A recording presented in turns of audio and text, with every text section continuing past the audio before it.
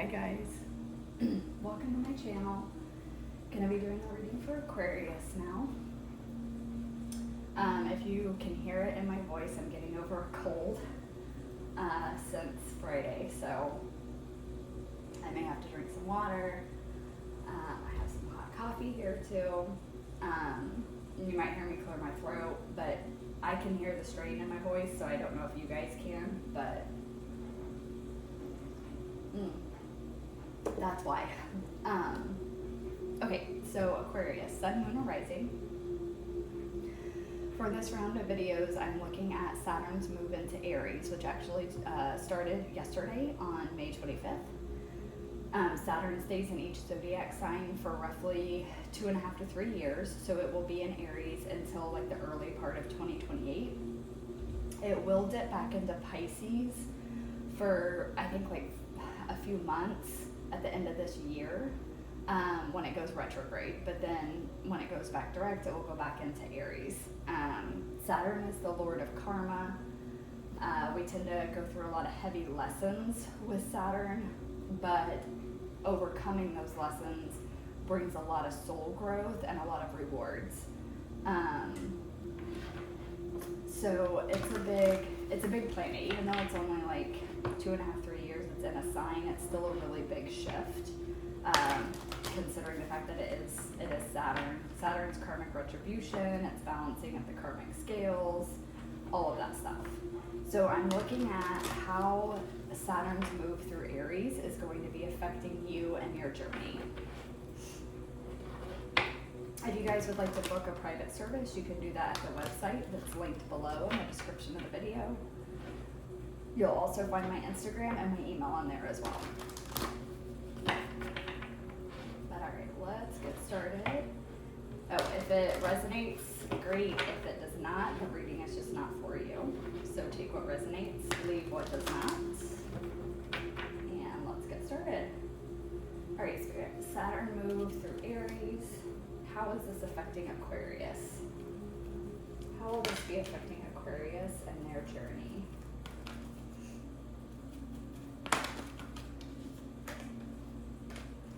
Saturn move through Aries. How is this affecting Aquarius? Oof, okay. So we have Pluto, transformation. Pluto right now, I believe, is in Aquarius, your sign. So there might be some kind of activation taking place.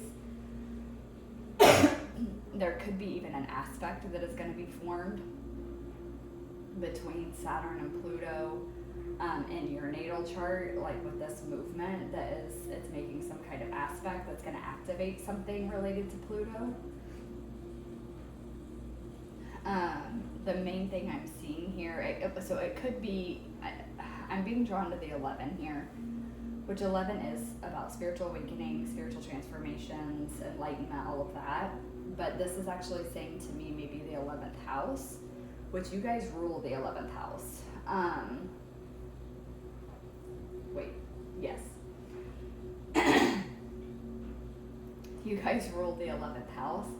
So it's possible that you have Pluto or Saturn natally in your 11th house.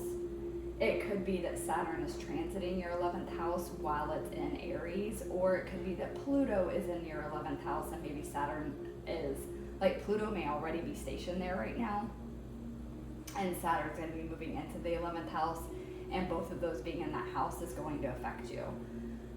This could be a personal transformation, since I'm talking about the 11th house and the fact that you guys rule the 11th house. There's something there with that where this could just be a deep personal transformation. For some of you, it could be a transformation related to 11th house themes, which involves friendships, community, even like social media networking and stuff like that is in the 11th house. And actually saying that's kind of giving me some deja vu. I don't know if it was you guys or if it was another sign, but I feel like it was you guys. There was something else that came out in either the last round of readings I did or the one before for Aquarius that was heavy on networking. There was a big message around like networking and that in the community. So but I can't remember now if it was you guys or not. But yeah, so it could be a transformation in either one of those arenas. But let's do one more card and see what else we get. Saturn moved through Aries. How is this affecting Aquarius, Spirit? How is this affecting Aquarius? Oh, wow, okay. Okay, we have Gemini, I think, and just really quick, I always tend to take a glance at the bottom of the deck, but I never really feel called to show it because it just doesn't feel like it's part of the reading or that it's relevant enough. But with yours it is, because bottom of the deck is the 11th house with friends. So I do think that this is going to be talking about your community, your friendships, and transformations taking place in those. Here with the Gemini, I think Gemini rules the 3rd house, the house of communication and how we express ourselves, the house of the mind. It's ruled by Mercury as well. So you guys also may have Mercury at play here. There could possibly be like a grand trine forming between Saturn, Pluto, and Mercury. So that could be significant as well. You guys would have to check your birth charts to know if that's relevant to you or not particularly. Hang on, I gotta take a drink. But what this is telling me is that your mind is heavily what's being transformed here. So it's your own thoughts. Again, if it's a personal transformation, it could be your own thoughts about self. If it is related to 11th house themes, it could be your mind and thoughts and the way that you express yourself is going to be transforming and changing as it relates to your community or friendships and how you express yourself within those groups. Let's do some tarot and go a little bit deeper though.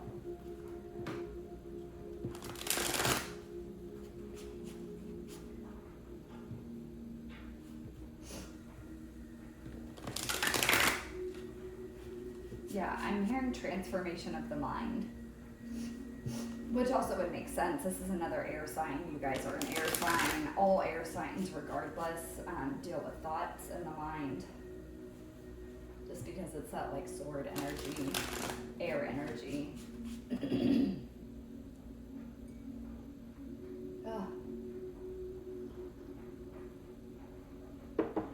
Every time I think I'm doing better, and I am.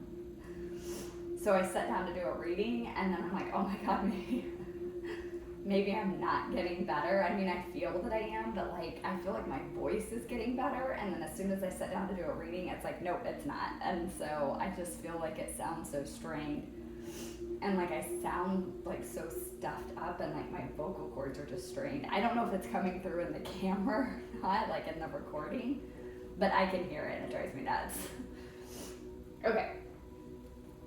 Let's get some clarification on this Pluto transformation for Aquarius, please.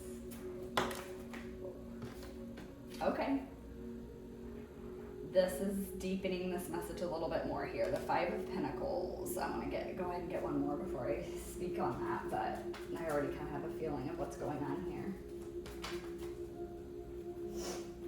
Can I get one more, please, for the Pluto transformation for Aquarius?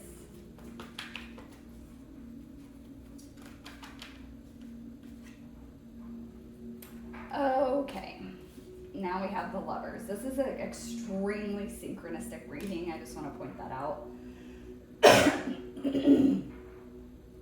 This is because I talked about the 11th house. The 11th house was on the bottom of the deck, and I almost mentioned when this card came out that Gemini is represented by the Lovers in tarot.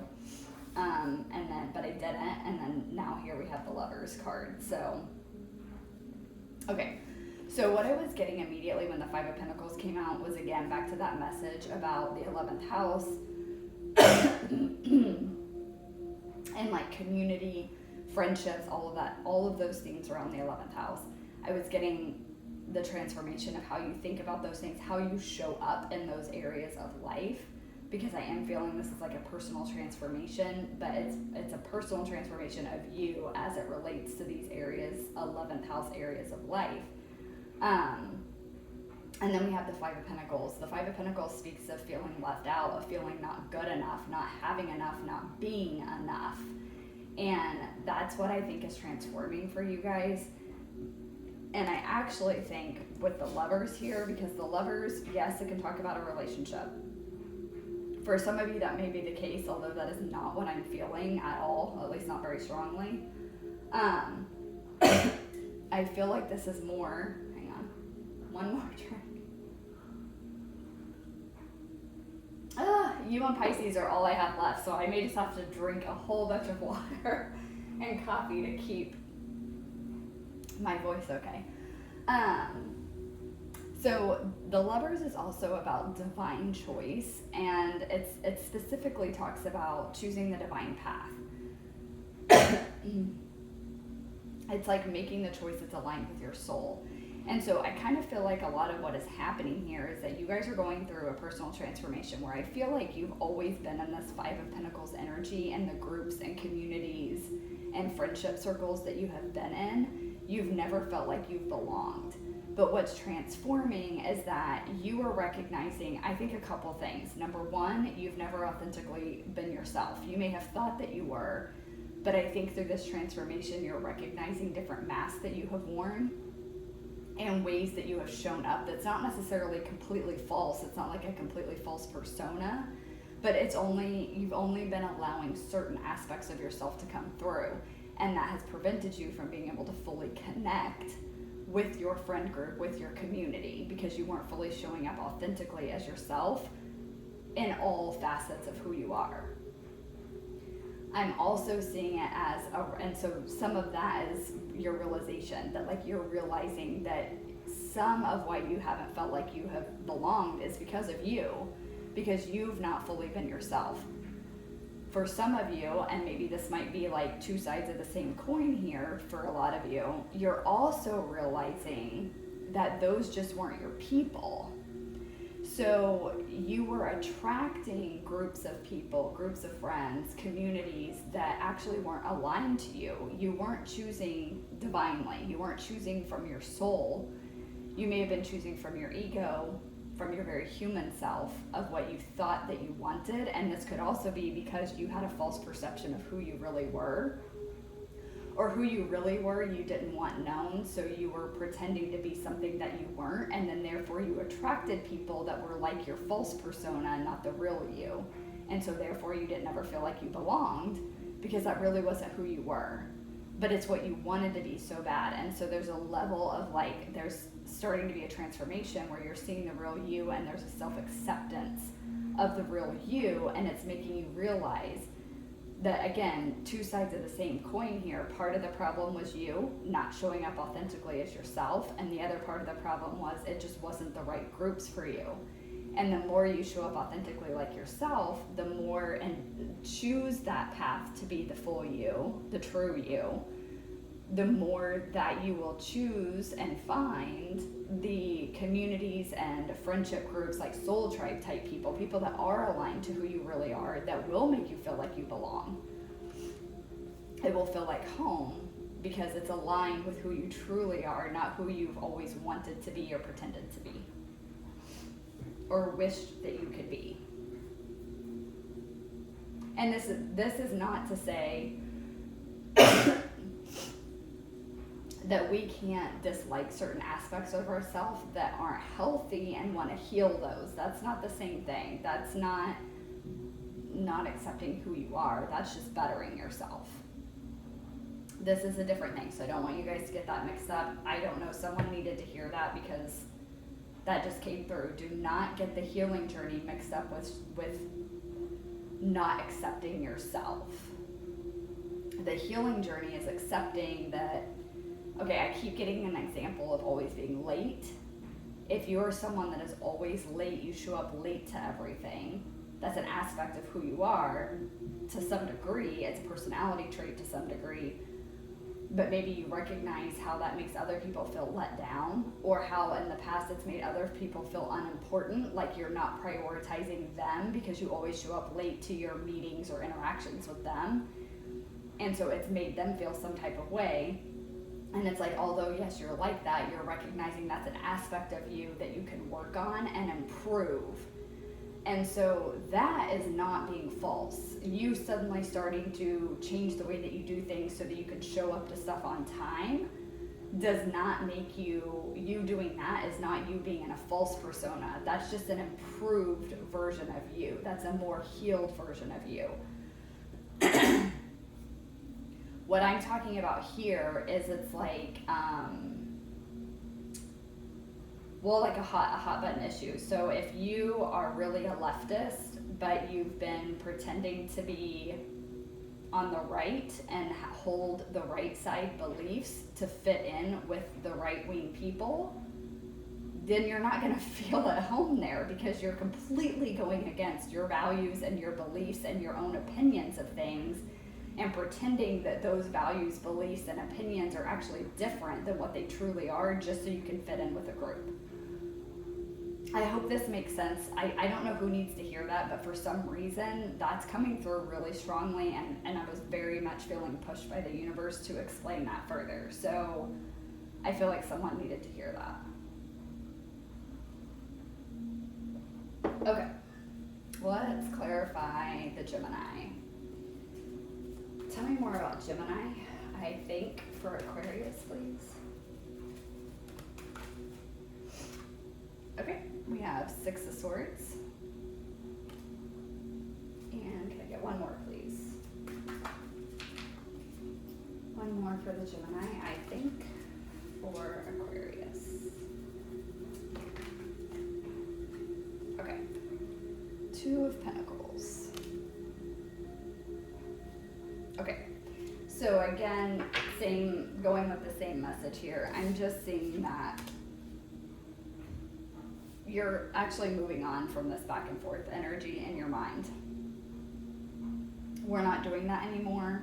You're moving away from this back and forth. You're moving away from this questioning yourself and questioning who you are and how you think, and you are just accepting who you are. You're owning your thoughts, you're owning your opinions, you're owning your values, you're owning your characteristics and who you are at the core, and you are accepting that, and you're moving forward as that person, as your true authentic self, and that's what you're going to be putting out into the world. And so again, it's going to allow you to pull in more things that are actually aligned to who you truly are. So these are going to be things that actually fill you with joy and happiness and a sense of peace and contentment and even a sense of home, because you're finally aligning to the things that are aligned to who you truly are. And this is going to be different for all of you on how you go through this. Some of you were learning a lot of this when Saturn was in Pisces. And now that Saturn is moving into Aries, it's causing this deep transformation where you're starting to actually put the real you out there. For others of you, that's what you were doing when Saturn was in Pisces. And now that Saturn is in Aries, you're going to be seeing these opportunities, these people, these communities, these situations coming towards you that are more aligned to who you truly are, because you already in Saturn and Pisces learned that you weren't being your authentic self and worked a lot more at putting the true you out there, and so now this stuff is coming back.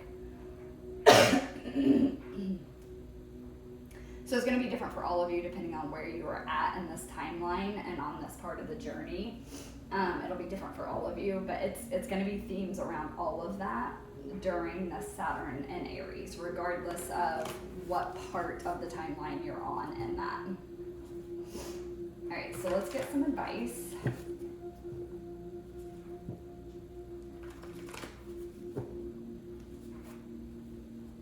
Advice from the universe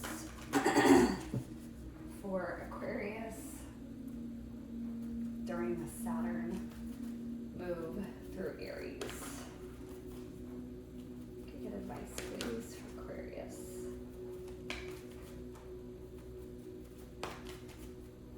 Advice for Aquarius.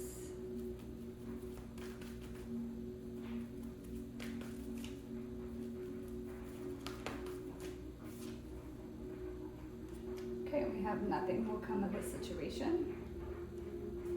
Can you get one more, please? Okay, sorry. No, sorry. I gotta give a message about this apparently before I pull the next one.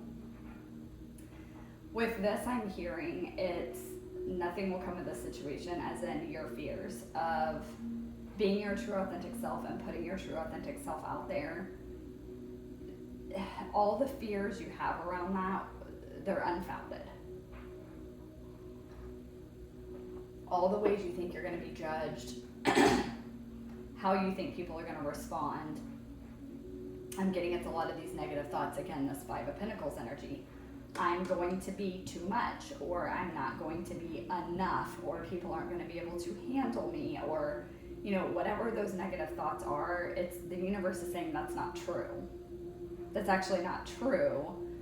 And you're never going to learn that until you take the risk and start putting the real you out there. And then you're going to see that none of those thoughts were actually true. Because again, you're going to be aligning to the things that are actually meant for you. The things that are meant for you are going to love everything about you when you are your authentic self. I'm having a lot of deja vu when you're all's reading. So I don't know if it was all of, like, something very similar to this came out for you guys already, or if it was another sign I'm thinking of, but I'm having tons of deja vu. All right, one more advice card, please, Spirit. Oh, that was quick. Oh my God. I'm telling you guys, it's so synchronistic. Your reading is so freaking synchronistic. Okay, we have confidence is your key to success. New Moon and Leo. I love this for several reasons. Number one, this is everything that your reading is talking about. Having the confidence to be your authentic and true self. And having the confidence to put it out there in the world and take the risk to be your true self, because the rewards you're going to get for it are going to far outweigh any of the scary shit that you think is going to happen, which none of which is even going to happen because the universe just told you right here. But I also love this because, number one, it's a new moon.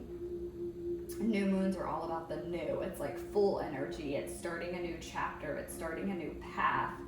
It's starting a whole new phase in your life. New moons are all about the new. But what I love even more about this is that it's specifically a new moon in Leo. Leo is your sister sign. So it is a sign that's opposite you on the zodiac wheel. The point of sister signs is they are mirroring to the other what the other one needs. I can speak to this personally because I have someone very close in my life that all of our signs, like almost every single sign in our birth chart is mirrored, like sister signs to the other one. So we are both mirroring to each other constantly what the other one needs to work on. So I can speak to this, specifically the Aquarius and Leo, because that's a big one that we have, specifically our moon and risings. You need to learn from your sister sign of Leo. So if you have any Leos in your life, you need to look to them for guidance on how to be more confident. Leos are known for being very confident. They're the lions, they're the sun and tarot. They shine brightly and they don't give a shit what anybody thinks about it. Leos are amazing at that. They have big hearts. Leos are amazing to have in your life because they can remind you of your greatness if you don't see it yourself. So whether you have a Leo in your life or not, you are being asked to embody this mirrored energy from your sister sign of Leo and embrace your confidence. That's going to be the key to successfully completing this transformation, is confidently being who you are and putting that out there. Oh my gosh, my voice. So that is what you guys are going to be working on for the next 2.5, 3 years, is building your confidence, going through this transformation, being your authentic self, choosing to put it out there, and then therefore finding the things that are meant for you and that are aligned to who you truly are, bringing you more of a sense of belonging than you've had before. All right, Aquarius, I hope it resonated. It's a beautiful reading. It was wildly synchronistic, which I absolutely love when that happens. So I hope you guys enjoyed it. I'm sorry about my voice. Hopefully I don't sound as horrible on the recording as I feel like I sound in person, which normally the opposite of that is true, so God only knows what I actually sounded like. But I hope you at least enjoyed the message. I hope it resonated. And I will catch you guys in the next one. Bye.